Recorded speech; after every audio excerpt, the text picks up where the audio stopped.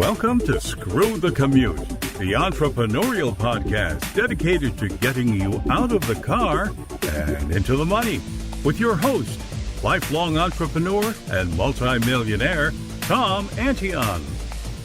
Hey everybody, it's Tom here with episode 811 of Screw the Commute podcast. Can you imagine that? 811 episodes. Boy, I've been running my mouth quite a bit over the years. We're with a really great guy today. His name is Tom Fox. He runs the Compliance Podcast Network, but he's also got some twists to his background that has to do with children I think you'll find interesting. We'll bring him on in a minute. Now, make sure you grab a copy of my automation ebook at screwthecommute.com/automate-free. You will thank me for it if you implement even a portion of what's in this book. We actually estimated that just one of the tips in the book, this is not any kind of hyperbole hype, we estimate it saved me 8 million keystrokes over the years.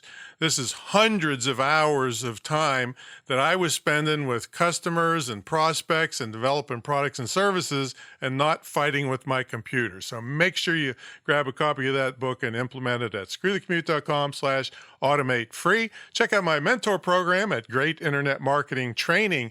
It's the longest running, most unique, most successful ever in the field of internet and digital marketing. And I always triple dog dare people to put theirs up against mine, and they won't because I'm a crazy fanatic and they'll be embarrassed. So check it out. And also follow me at Digital Multimillionaire on TikTok. And also our podcast app is now in the App Store for iOS only. We hope the Android will be soon. And check that out at screwthecommute.com/app. That's APP. All right, let's bring on the main event. Tom Fox has authored 25 books on business leadership, compliance, and ethics, and corporate governance. Well, whoop-de-doo, right? But wait till you hear this one that he wrote for kids. You know, it's a series. It's really, really amazing, and you've never heard this topic for children ever before, I guarantee you. So he's had international bestsellers, lessons learned on compliance and ethics, and you know we're all about ethics around here, and best practices under the FCPA and Bribery Act. I wish somebody would bribe me one of these days, as well as an award-winning series, Fox on Compliance. So Tom, are you ready to screw the commute? I am. How you doing, man? I'm doing great for a Monday. Oh man, I'll tell you, yeah, we're recording on a Monday. I don't know exactly what day we'll play this, but yeah, you're a busy guy. We've been trying to get this booked for a couple months now, but thanks for coming on. And please, for our small business audience, give us kind of a picture what exactly compliance is. What things does that cover? Sure. So legal and regulatory compliance covers just that.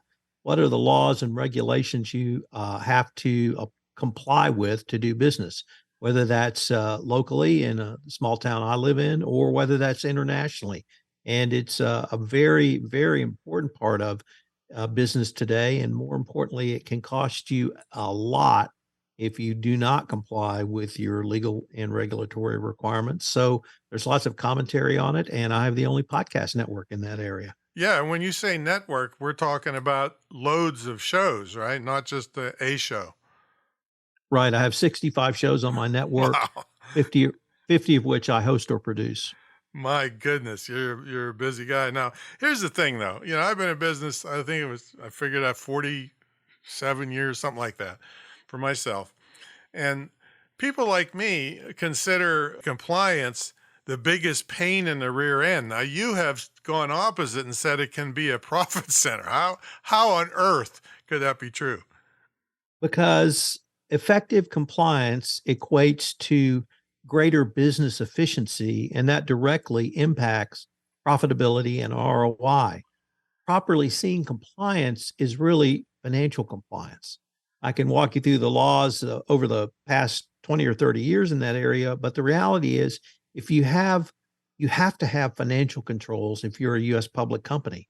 And those financial controls form the basis of your compliance program. And if compliance is not the land of Dr. No, or the land of no populated by Dr. No, compliance can facilitate greater business by allowing you to manage greater risks. And the greater the risk is in business, typically the greater profitability of it. Wow. Never heard that angle on, on that for sure. In all the years I've been doing business, the older I get, I'm a little less or a little more risk aversive. Do you find that in the businesses you deal with that the younger startups are more apt to go for something crazy than a guy like me?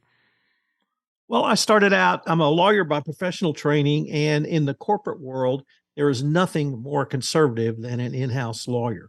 So I Right. sort This, of grew up with that background. And what I saw in compliance was it's risk management. And if you can manage those risks, it allows your company to really go faster. So you have brakes on a car, not to slow down. You have brakes on a car so you can go fast. And that's the same analogy for a compliance program. You have a compliance program so you can take those risks and manage those risks. And if something comes up, you can adjust through continuous monitoring and continuous improvement and move forward quickly and with greater profitability.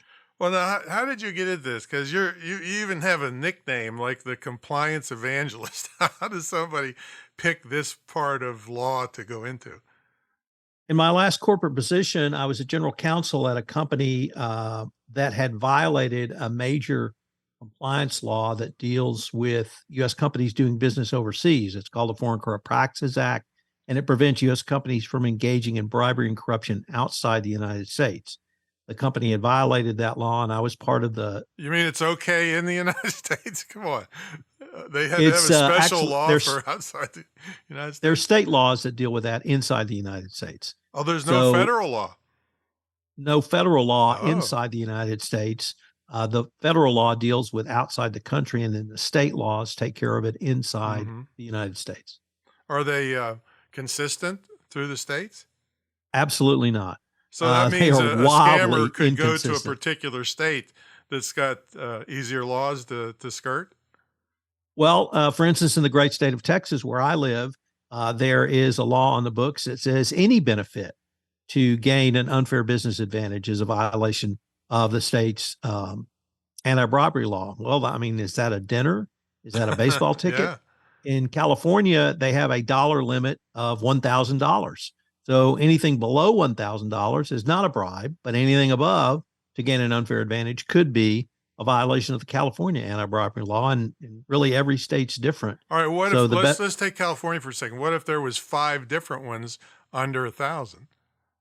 well, then someone would probably say, let's aggregate those and take it Oh, above the 1,000 because that's what your scheme was. right, right. Okay. Yeah, I'm not moving to California to pull this off. Trust me. Nobody wants to go to California anymore. Uh, so how did you decide to turn this into not only a podcast but 65 shows? I can't imagine. I'm having trouble hosting one 3 times a week. So how did you get into podcasting? So I got into podcasting. I had was the third blogger in the compliance space. I started in 2010 and blogged for a couple of years. And really, podcasting was a natural outgrowth of my social media marketing through blogging. And so I started podcasting in 2012. So I've been doing it for 13 years now. Yeah, yeah. Now, see, I was poo-pooing it at that time because, it was mostly ego-based. Nobody was making any money. So you were pretty much an early adopter there. I didn't get into it until, cars were able to play them from their dashboards and all the in-home devices. There's a billion of those out there now. So I think it was about 4 or 5 years ago when I got into it. But we still did 800 episodes, so we're cranking along. So what were those first podcasts like? I mean, you didn't have 65 in those days, right? No, I'm embarrassed to look at them now. It was me sitting in front of a computer and a computer camera talking about some topic around compliance. But you mentioned ego. Well, mine was sort of reverse ego because my daughter was then a teenager and her father was decidedly uncool. And so I went to her one day and I said, honey, if I had a show on iTunes, would that be cool? And she goes, a show on iTunes and I can tell people, yeah, Dad, that'd be cool. So, for 30 days, I was decidedly cool to my 14-year-old daughter. Well, this kind of she's 14 now, but this kind of leads into some crazy. I mean, I say crazy in a nice way. That I never heard a children's book about compliance. Tell us about that.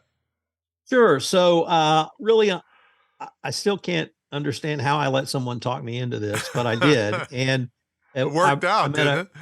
yeah, I met a guy who published books around what parents did, and it was designed to show their kids what they did. So my dad's an accountant, my mother's a teacher, my dad's a university professor, whatever it may be. And I told him I was in compliance. He says, "Let's do a book on my father's a compliance officer." So I said, "Okay," and we did it. And I was very sheepish about it. It came out 2 weeks before Christmas. I publicized it through LinkedIn. The LinkedIn post went viral. And the week before Christmas, I became the number one bestseller on Amazon's children's books for careers, which Wow. absolutely stunned me. And it turned out a lot of people needed or wanted a way to tell their kids what they did. And the book was so successful, the publisher signed me to a 3-book deal. We just published book 2, which is about speaking up or whistleblowing or reporting, whatever you might choose to call it, and why that is a good thing. And we've got book number 3 coming out, and you'll love this one. The ROI of compliance is awesome. ROI. Yeah. The So we're going kids to are see going if to we can think teach that's a children little about animal or ROI. something. Roy the animal. Yeah. Yeah. Do you have characters in it? What age group is this aimed at? So 4 to 10, the story is around, I have some friends that are in the dog rescue arena, and Oh, me too. Me too. their business is, they call it enrichment training, and they take dogs, rescue dogs, and give them some basic skills: walking on a leash, being Mm-hmm. around other dogs, swimming, responding to commands, not biting, not running away, kind of all those skills to make the dogs more adoptable. Mm-hmm. Their business is called, or organization is called, Pawtastic Friends. So each story is around animal rescue and Pawtastic Friends, and indeed all the profits from the book go to that charity. They have a 503c charity or organization. So it's around rescue dogs, which are one of my passions as well, and compliance. Wow, that is an interesting combination. Yeah, I've rescued lots of dogs in my day. Raised I raised so much money for this one group. I thought the lady was going to have a heart attack the time when I delivered the check. Yeah, it's wonderful, boy. That's my calling. Also, is taking care of animals. I heard you mention earlier about public companies, but what about us little schmucks that have to? How do we meet the government expectations around compliance? So let me maybe step back, because the little companies actually, I think, Tom, have as great or a greater opportunity than bigger companies. And it sounds like this is a little bit of your experience, which is I consider myself a small businessman, so I can pivot literally on a dime when Yeah, I want to or I need to. yeah. But the podcasting arena gave me a way to literally have a worldwide outreach and touch points with people that has grown into something that is absolutely massive now. And one of the things I really wanted to communicate with you on this podcast is, if you're a small businessman, if you're a one person shop, you can exponentially grow your business and exponentially grow your reach through exactly what you and I are doing, which is visiting on a Mm-hmm. podcast. Yeah.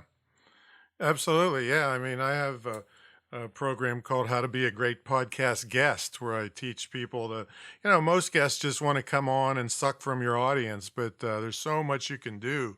But boy, the benefits of it. I mean, they hear me talking about it all the time. You tell them the benefits of being on podcasts. So the benefits of being on podcast, number one, is you get to tell your story. Number two, you have to tell your story. And why is that important? Because it's your elevator pitch. And every time you tell your story, you refine it down. And if you're out, having a beer, having a burger, in an elevator, meeting people for the first time, and they say, "What do you do?" Well, you've got the message that you can give to them. So that's number one. Number two is, through social media, and you mentioned some of the sites you are on in the introduction to this podcast, you get to touch all of those people. And I'm going to throw some numbers at you that, frankly, even boggle my mind. I get 450,000 social media touch points every month from my network. That is podcasts and all the platforms that you and I distribute on. But that's only half of it. The other half is TikTok, it's Instagram, it's LinkedIn, it's Twitter. So all of those touch points get your message out. And every time one of my podcasts goes out, it goes out to about 20 different social media platforms. And that's how I have this incredible number of touch points in every business. Every marketing, person I've ever heard says it's touch points. It's how many times can you talk to your client, your customer, your potential customer. And the reason I love the podcast format is I think it's the most intimate format. I mean, you and I are having an audio podcast, an audio conversation, and anyone listening, it's like they're sitting and watching us around a coffee table, having a cup of coffee, having a chat. And that's the kind of intimacy that people really respond to in terms of marketing. Yeah, and not only that, if you're a podcast guest, you're getting a warm introduction to potentially tens of thousands of people on one podcast, hundreds and hundreds of thousands if you do this regularly. And if you're a podcast host on the other side, you're the expert.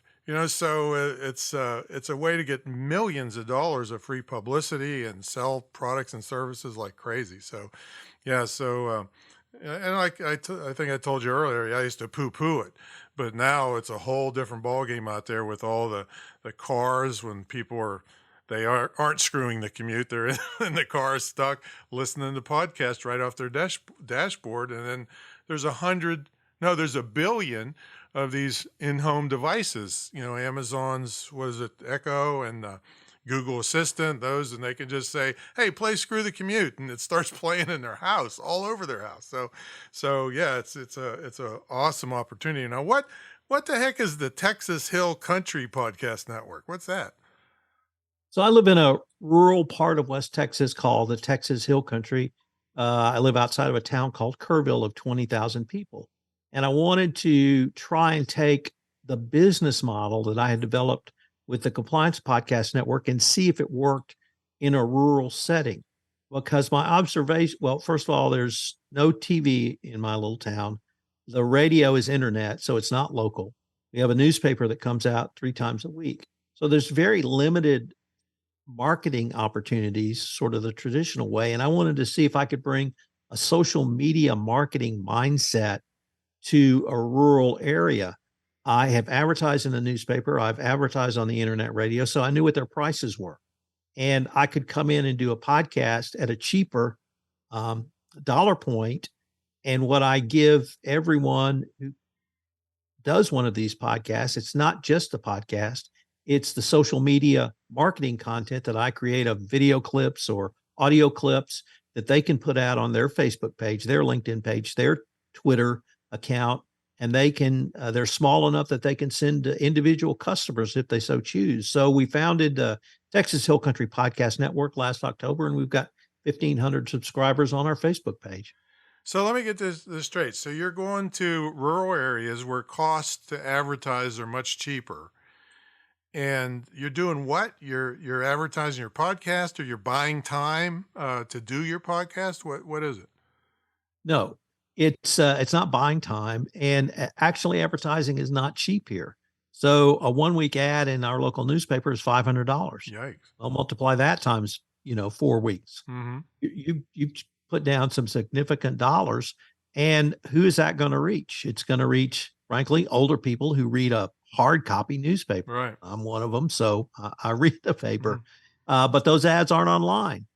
So how do you reach your audience? And it struck me that their audience is online, and they're on social media, and they're on Facebook. And so we have a local daily news show on Facebook. And I thought, well, if he can do that for news, why can't I do that for the guy that's got a computer store? We have Our local museum is on there. We have local artists. We have local songwriters. We have a woman who has a cookie store who's on there. And so over a wide variety of what you and I would consider just a local small time business people are getting their message out in a social media marketing way that's going to, frankly, anybody under the age of 50. Okay, now I get it. So you're basically doing local shows, or they're doing local shows. So, um, a beautiful way to get business locally for sure. Now let's switch gears here for just a moment. I know you have some opinions on this. How has business changed forever because of this Ukraine situation? So, in the sort of wider picture, if we maybe step back to the global stage, I think business changed forever because of the Russian invasion in several significant ways. Number one was at the international level, there's a much broader awareness of money laundering and how Russian oligarchs laundered money. So the US government increased enforcement of anti money laundering regulations and went after the oligarchs. And probably the best picture from the early part of the war was yachts steaming off, trying to get away from ports that the US could seize them because Right, these were the oligarchs' right. yachts. Second is in anti corruption. The As sad as it is to say, the biggest example of corruption was in the Russian army, where the Russian troops couldn't get arms, they couldn't get ammo, they couldn't get food, they couldn't get anything because the military was so corrupt. They just were paid bribes, and the troops couldn't get any sort of supplies. Number three was in ESG, in terms of not environmental or social, but the reputational issues of U.S. companies doing business with Russian companies. What's ESG And stand for? ESG stands for environmental, social, and governance concepts in a corporation. But people don't want to do business with U.S. companies that were doing business in Russia, and they had to shut down those businesses. And McDonald's is one of the best examples. They shut down all of their franchise restaurants in Russia. Now, whether they sold them to the franchisees or gave them, I don't know. But McDonald's does not have the golden arches in Russia anymore. And so on the international level, it changed. And obviously the supply chain, we can't get supplies or raw goods out of Russia. We're having trouble getting them out of Ukraine because of the Russian blockade. And that's an extension of what happened during COVID. So where are you getting your raw products? That has become much more important for U.S. companies. And then where are you going to sell those raw products? Well, why not sell them here in the United States? It's called reshoring. But if you can sell, and we all experienced during the pandemic, people wanting to do home improvement, and it was difficult to buy lumber just because there was nobody to cut the trees, nobody to process the wood, and nobody to sell it to us.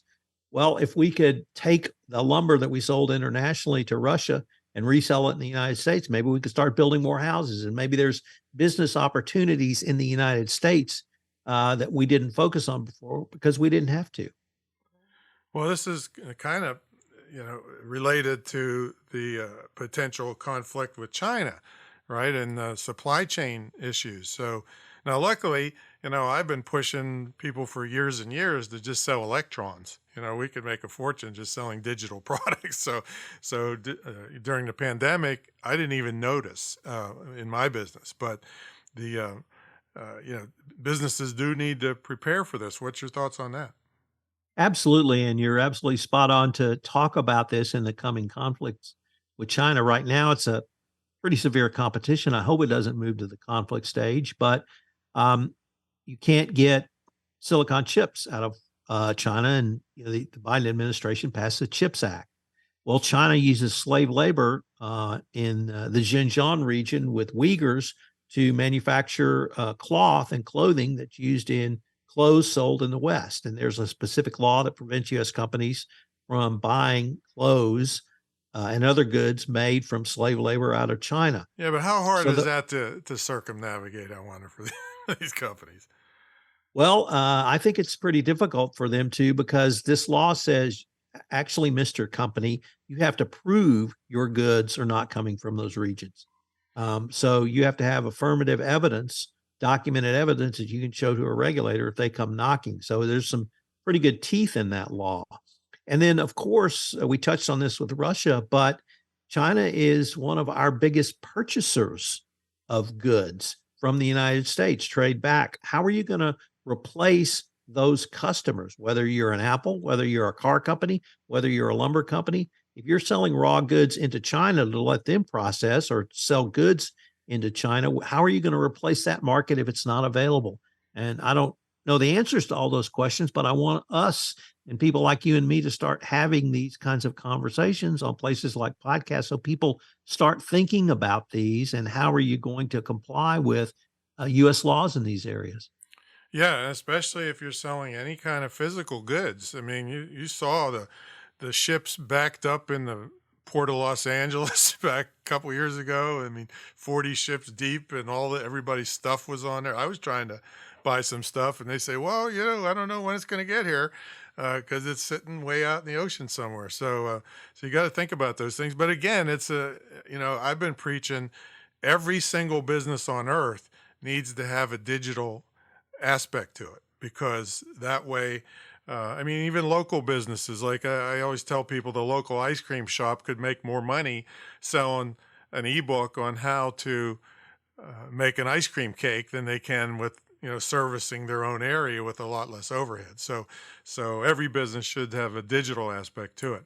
So anyway, got to take a sponsor break. When we come back, we'll ask Tom what a typical day looks like for this prolific guy with this giant network. So folks, about 25 years ago or so, I kind of turned the internet marketing guru world on its head, in that people at my level were charging 50 or 100 grand up front. And I knew a lot of these people. You gave them 50 or 100 grand up front, they'd be hiding out in Ukraine because they would rip you off and never help you. So I said, that's too risky. I'm a small business advocate.